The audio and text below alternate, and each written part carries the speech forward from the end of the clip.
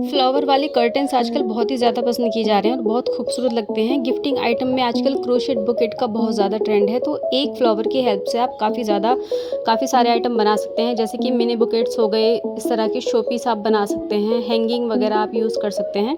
तो बहुत सारे यूज़ के लिए फ्लावर चाहिए होते हैं। तो आज की इस वीडियो में मैं आपको एक फ्लावर का डिज़ाइन बनाना बताऊँगी, जो कि बहुत ही ज़्यादा आसान है। आप इसे कॉटन के साथ में, बारीक या मोटी ऊन के साथ में किसी भी तरीके से बना सकते हैं। इसमें बीच में एक मोती भी लगाया जा सकता है, बड़े साइज़ का। भी मेरे पास नहीं था तो मैंने नहीं लगाया है, आप डेकोरेट कर सकते हैं। इसकी जो ये पत्तियां हैं ये बिल्कुल सीधी फ्लैट नहीं है, थोड़ा सा उभार है इनके अंदर, जो कि इस फ्लावर को और भी ज़्यादा खूबसूरती दे रहा है। तो फ्रेंड्स, अगर ये फ्लावर आपको अच्छा लगा है तो प्लीज़ वीडियो को लाइक ज़रूर कीजिएगा। वीडियो आपको हेल्पफुल लगे तो ज़्यादा से ज़्यादा इसको शेयर कीजिएगा। चैनल को सब्सक्राइब करना बिल्कुल नहीं भूलिएगा। तो आइए स्टार्ट करते हैं आज की वीडियो।